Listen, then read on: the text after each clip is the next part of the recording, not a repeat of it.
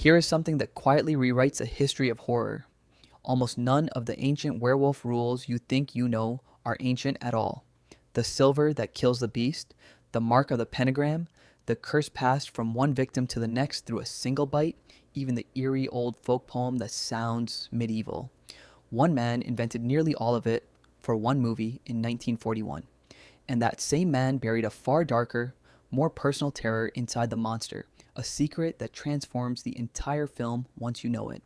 This is The Wolfman, the 1941 Universal picture directed by George Wagner and written by Curt Siodmak, starring Lon Chaney Jr. as Larry Talbot, alongside Claude Rains, Bela Lugosi, and Maria Ouspenskaya.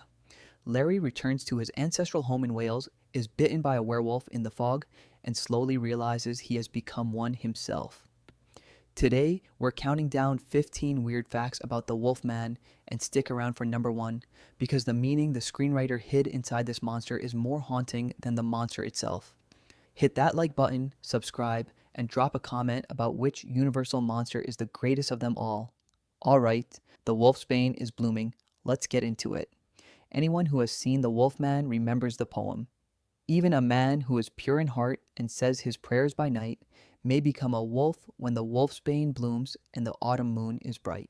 It is recited again and again throughout the film, delivered with the gravity of ancient wisdom, presented as a piece of timeless folk knowledge, passed down through generations of frightened villagers. It sounds unmistakably old, the kind of verse you assume has echoed through European folklore for centuries. It had existed for a matter of months. The poem was written from scratch by the film's screenwriter Curt Siodmak, invented specifically for this movie. There was no ancient source, no dusty book of legends, no folk tradition behind it. Siodmak simply made it up, and he made it up so convincingly that the deception took on a life far beyond the film. In the decades since, the verse has actually been cited in various sources as a genuine, authentic piece of old gypsy or Eastern European folklore, with people repeating it as real cultural heritage. Siodmak himself, throughout his life, cheerfully admitted the truth. He had fabricated the entire thing. A single screenwriter wrote 4 lines of fake folklore, so persuasive that the real world absorbed it as ancient tradition, and it went on to be recited in nearly every werewolf film that followed. The invented poem was only the beginning. An astonishing amount of what the entire world now accepts as established werewolf mythology was created, more or less from nothing, by Curt Siodmak for this single film. The idea that a werewolf's bite spreads the curse to its victim, turning the bitten into a new monster, the way a vampire creates more vampires, was Siodmak's concept, adapted from vampire lore. The notion that a werewolf can be identified or marked by a pentagram was his invention. The vulnerability to silver, which he borrowed from older superstitions about witches and vampires and reapplied to the wolf, became fixed in the popular imagination through his script. What makes this genuinely remarkable is that, unlike Universal's other great monsters, the Wolfman had no famous literary source. Dracula came from Bram Stoker's novel, Frankenstein came from Mary Shelley's, but there was no canonical werewolf book for Siodmak to adapt, no Dracula of lycanthropy. There were scattered folk legends, but no clear authoritative story. So Siodmak effectively built the modern werewolf from the ground up, assembling a coherent mythology out of fragments and pure invention, in much the same way that George Romero would later invent the modern zombie. When you picture a werewolf today, in any film, any book, any game, you are very largely picturing the creature as one refugee screenwriter first imagined it in 1941. Here is a detail that surprises even devoted horror fans. The single most famous rule of werewolf lore, that the transformation is triggered by the full moon, is not really established in the Wolfman the way you would expect. In this original film, the werewolf's change is tied primarily to the blooming of the wolfsbane plant and the arrival of the autumn moon, as the invented poem states, and Larry transforms across successive nights rather than strictly at the peak of a single full moon. The rigid, now universal idea that a werewolf changes only under a full moon was not the clean centerpiece here that popular memory insists it was. That familiar rule was actually cemented later, largely in the 1943 sequel, Frankenstein Meets the Wolfman, and reinforced through the run of films that followed until the full moon became inseparable from the werewolf in the public mind. This is how movie mythology tends to work. It accretes across sequels and imitations, each entry adding a rule or hardening a convention until the finished body of lore feels ancient and fixed even though it was assembled piece by piece within living memory. The Wolfman laid the foundation, but the mythology we now treat as one seamless ancient tradition was actually built across several films and several years. A collaborative invention masquerading as folklore. The rule that silver is a werewolf's fatal weakness, that only a silver bullet or silver weapon can kill the beast, is one of the most enduring pieces of monster lore in all of popular culture. And it was popularized in the werewolf context by the Wolfman. In the film, Larry Talbot buys a walking cane topped with a silver wolf's head, and it is with a silver object that the werewolf is ultimately beaten to death. The association between silver and the death of the wolf was planted firmly in the audience's mind and never left it. Siodmak did not invent the general idea of silver having power over supernatural evil out of thin air. That notion existed in older folklore attached to witches and other creatures where silver was thought to carry a purifying or protective force.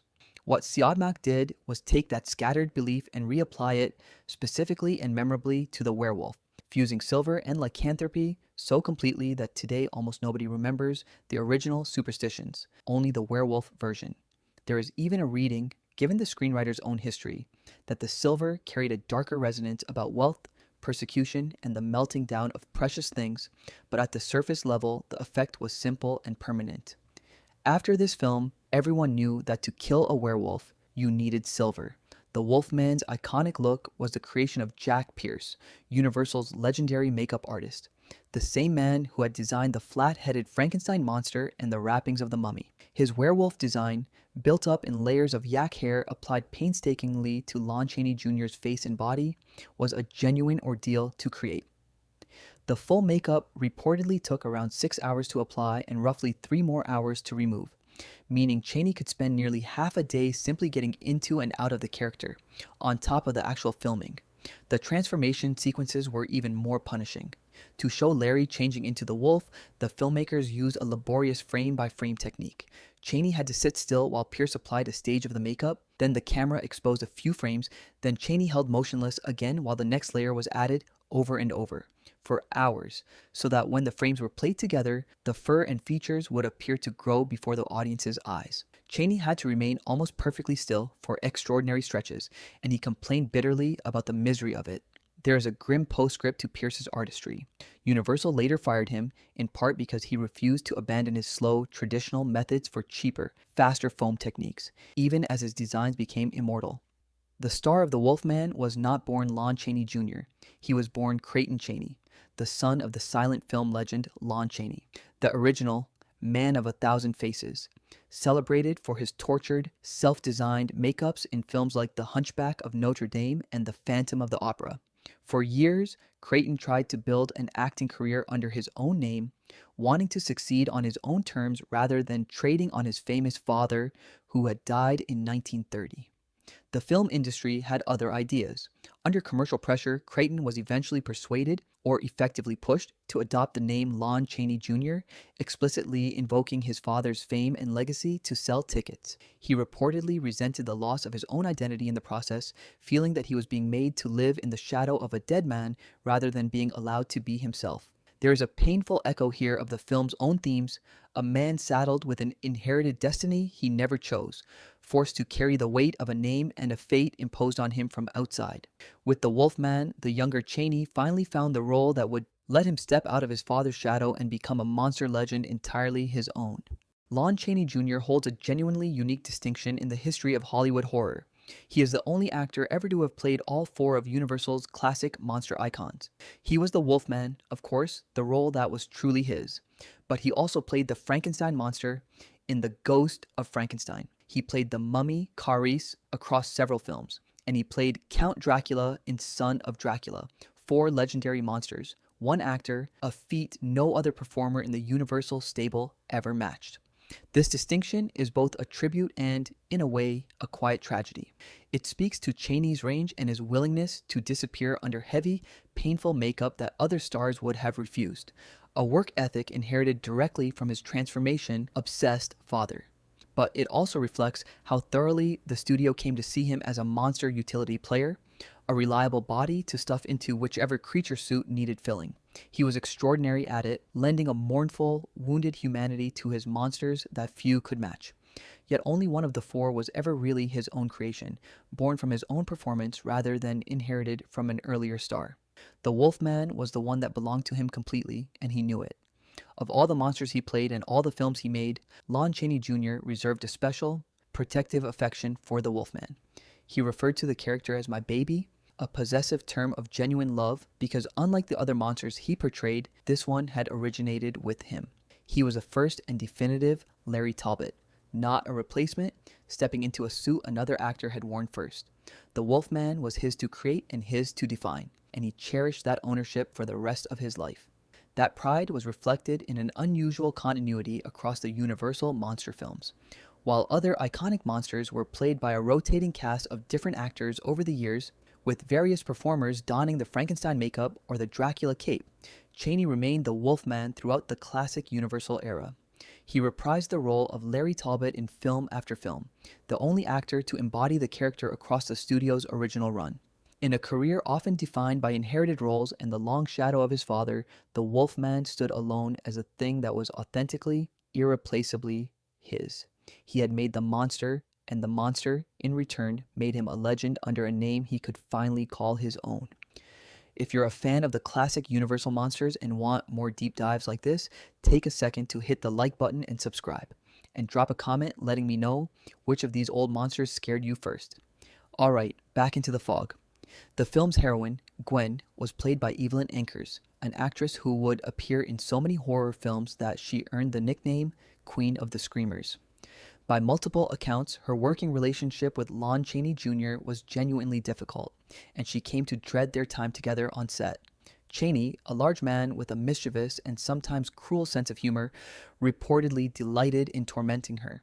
One of his favorite tricks was to sneak up on her while in full, terrifying Wolfman makeup and scare her out of her wits, apparently finding real amusement in her genuine fright.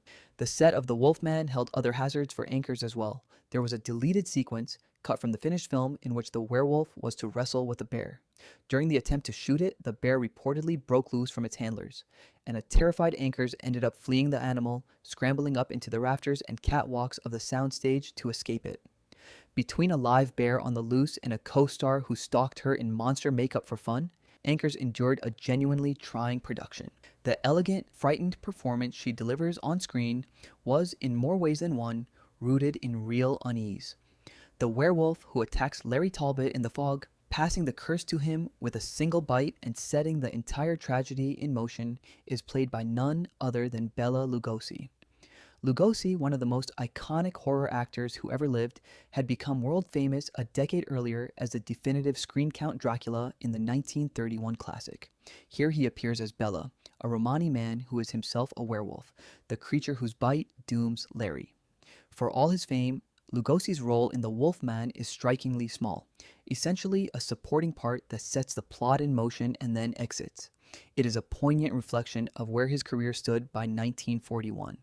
The man who had defined one of cinema's greatest monsters was, only 10 years later, taking modest parts in other monsters films, his star having faded while the genre he helped build rolled on without him at its center. There is a strange passing of the torch buried in the casting. Dracula himself, the elder statesman of Universal horror, bites the newcomer and hands him the curse, and with it, the mantle of the studio's next great monster. Lugosi's werewolf dies quickly. Chaney's is just beginning. One of the quietly odd things about The Wolfman is the casting of Larry Talbot and his father, Sir John. Larry was played by the towering Lon Chaney Jr., a physically imposing man well over 6 feet tall. His father was played by Claude Rains, a distinguished and brilliant actor, but one who stood only around 5.5 feet tall, and whose refined, precise English manner could hardly have been more different from Chaney's big, rough American physicality. As a father and son, the two men were a genuinely improbable match, mismatched in height, in bearing, and in style. There is a reason the pairing feels slightly off, beyond the physical contrast. In an early version of the screenplay, Larry was not written as Sir John Talbot's son at all, nor even related to him. That family connection was a later addition to the story, which may help explain why the bond between them can feel more constructed than natural. Claude Rains was, in truth, the prestige name anchoring the production, a respected star lending the monster movie real dramatic credibility, while Chaney was still proving himself. The result is one of horror's more curious family portraits, a small refined Englishman and his enormous towering son, bound together by a tragedy that would end with the father beating the son to death. For all its status as a monster movie, The Wolfman contains a deliberate and sophisticated ambiguity that many viewers miss. The film never definitively confirms that the supernatural is real. From its very first moments, it plants the possibility that Larry is not physically transforming at all, but is instead descending into madness. The opening even presents an encyclopedia entry defining lycanthropy as, in part, a disease of the mind in which people believe themselves to be wolves. The story is carefully constructed so that everything could be read as the delusion of a grief-stricken, mentally unraveling man who has absorbed the superstitions of the village around him. This was very much intentional. Curt Siodmak had an interest in psychology, and his original conception leaned toward a psychological thriller, with the wolf functioning almost as the externalized, dark side of the protagonist's own mind, a furred cousin to Dr. Jekyll and Mr. Hyde. Notice that when others encounter the creature, they tend to see a wolf, an animal, rather than clearly witnessing a half-man, half-beast. When Larry shows his father the pentagram scar on his chest as proof, Sir John responds that such a mark could have been made by almost any animal. The film keeps the door open the entire time to the reading that there is no werewolf, only a good man convinced he has become a monster. That ambiguity is a large part of why the film endures as more than a simple creature feature. By 1941, Universal's Great Monster Cycle, the wave that had begun a decade earlier with Dracula and Frankenstein, had cooled considerably. The initial mania had faded, and the studio was uncertain about the public's continuing appetite for horror. That uncertainty was sharpened by brutal timing. The Wolfman was released on December 12th, 1941, just 5 days after the attack on Pearl Harbor plunged the United States into the Second World War. A moment when no one could be sure audiences would want to sit in the dark and be frightened by imaginary monsters while real horror unfolded across the world. Universal need not have worried. The Wolfman became one of the studio's top-grossing films of the following year, a substantial hit that proved audiences still hungered for classic monsters, perhaps even more so as the world grew darker. In doing so, it effectively created the last truly great original monster of the classic Universal era, arriving after Dracula, Frankenstein's monster, and The Mummy to complete the studio's iconic pantheon. It reinvigorated the monster brand at exactly the moment it seemed to be fading, and it launched a whole new cycle of films built around Larry Talbot and his curse. The Werewolf did not just survive its terrible release timing. It gave the entire genre a second life. The full measure of the Wolfman's influence is almost difficult to overstate.